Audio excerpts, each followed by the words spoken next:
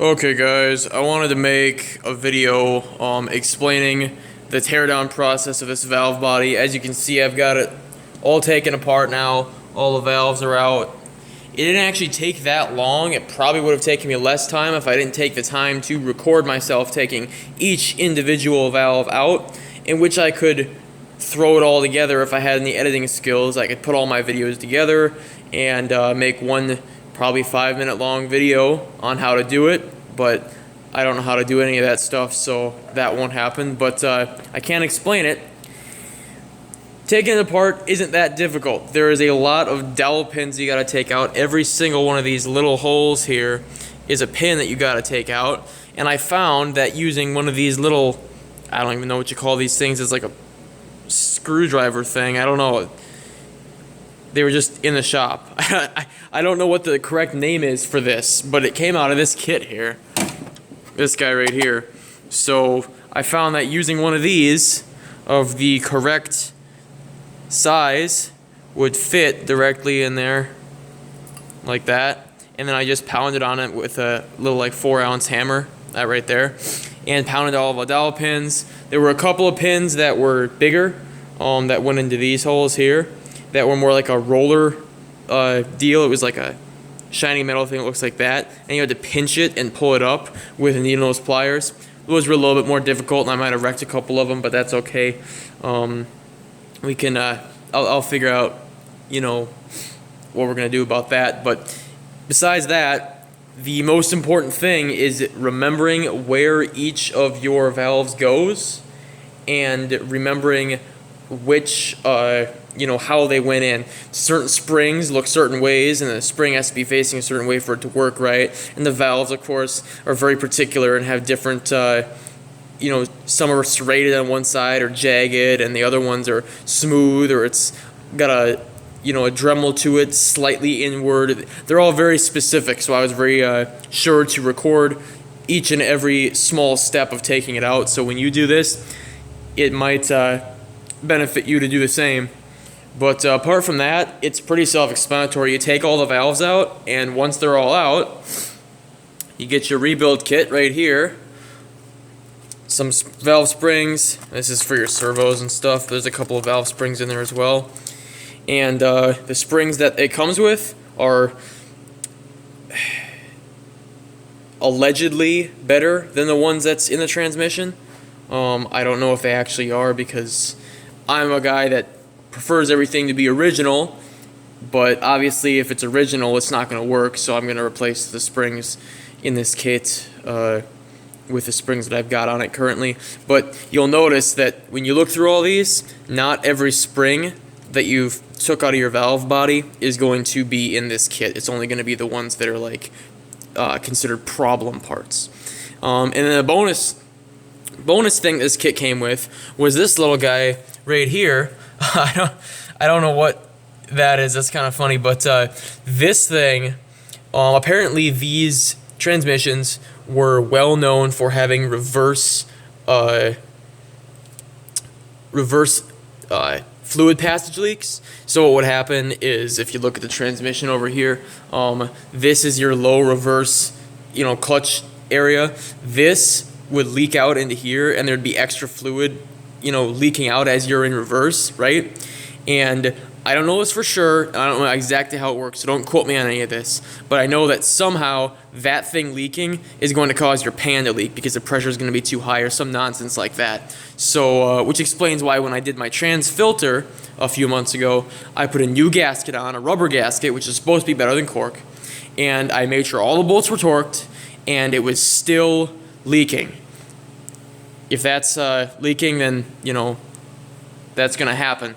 So this little guppy, I guess they call it, is going to prevent that from leaking. So I am going to definitely install that. But here's your shift, you know, servo seals. My rebuild kit had these in it, so I didn't have to use these. So I just put them in a little bag. It's a servo kit. So if I ever end up doing one of these transmissions, God forbid, I'll have that, so I don't have to buy the parts. But I'm pretty sure I'm not going to do it for one of these ever again. This is kind of a one-time deal. But yeah, get servo springs in this bag here, the bigger springs for servo and the accumulator piston, and some smaller ones in there for your throttle valve and that kind of stuff. Then you have another check ball in here. This is for your intermediate band servo application check ball. If you look at it close, you'll see that it's kind of a different color than your other check balls. I'm not completely sure if that's because that's the way the part is, or that's because that's the way this part is. But that check ball is designed to go into your intermediate servo apply hole right here, which if you look down in there, you're not going to be able to see it. But there's a check ball that sits in the very bottom of that well there. And you can't get it out without a magnet and a screwdriver, and it's a real pain. But luckily, those check balls like have a failure rate of none. It's not something that fails. It's that check ball is in that kit more so for you to replace it if you lost your check ball, which mine is not lost. It's in there. You just can't see it on camera. There's a little drill bit in here that you can use to drill out some of your holes here on the valve body for improved shifts, you know, crisper, harder shifts, whatever you want to call it, for like people who put these in race cars, which I don't know why anyone would want to put this weak-ass transmission in a high horsepower unit, but I guess people like it because it's an overdrive unit, but oh well. But that's what that's for. I'm not going to be touching that unless it's like a required deal. I'm just going to be replacing the springs and cleaning my valves off to make sure that they are nice and not stuck, and the springs are nice and not broken, which is what I'm going to inspect for here the second I put the camera down. But as for all that stuff, you know, it comes with instructions, which is nice. So it's not like the rebuild kit where you just kind of have to guess. No, this comes with instructions, so that's going to be helpful. But yeah, the main point of this was explaining how to get it apart. And as for that chapter of it, you pound out all the dowel pins and you take the valves out. And you got to pay attention which way they came out very closely because they're very specific. I was down to edges that were like, there was one edge that was a little bit, you know, angled inward, and the other edge was completely cut flat, and you could barely see it. You couldn't see it on camera, but I explained it to myself anyway because, you know, I gotta put that stuff in back the right way. But yeah, you gotta make sure that it's all exactly the way it comes out. It goes exactly back in the way it came out. So make sure you take plenty of pictures, plenty of videos, all that sorts of stuff. Label everything, just like I have in those bags there. Yeah, it doesn't take that long. If you didn't have to, you know, if you were a master and you didn't have to record anything, it would probably only take like 2 or 3 minutes. It really didn't take that long. I did have a bit of a problem with one of these bigger valve chambers. The valve was stuck, and I don't know if that was causing my issue or not, but I have read that 1 or 2 of the valve chambers in this and these larger ports on here tend to stick. So maybe it was just like that because that's the way it's designed, or maybe it was like that because it was causing a problem. But yeah, I'll post up another video on getting it back together once I get this back together.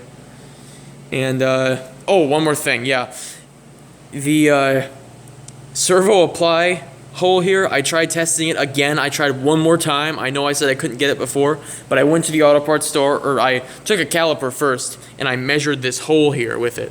The outside diameter was 3/8. So then I went to the auto parts store and bought a little piece of 3/8 hose here, stuck it on the end of my air gun, and it wasn't quite big enough, so I wrapped it in duct tape. And I was actually able to get it to stick in there and seal around there, so no air was leaking out this time, which solved that problem. But now I've got air leaking out of somewhere over here now, and I can't pinpoint where it's at. I don't see any holes that it could be leaking out of. I tried plugging all these shift holes. I tried plugging the bolt holes.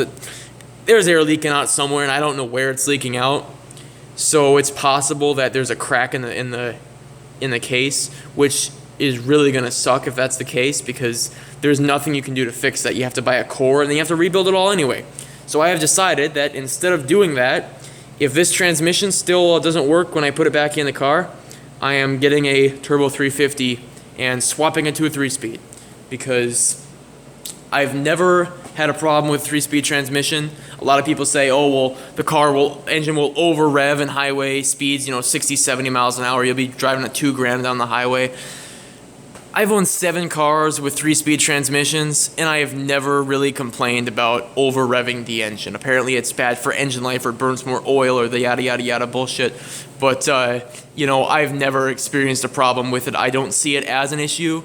I really don't like overdrive transmissions, especially from the 80s, because they slip and they're just junk, and they're hard to work on. So yeah, if this doesn't work when I put it back in the car, I'm not gonna do all this shit again. I'm just going to dump it and get a 3-speed. But that's my rant for the day. I'll see you in the next one.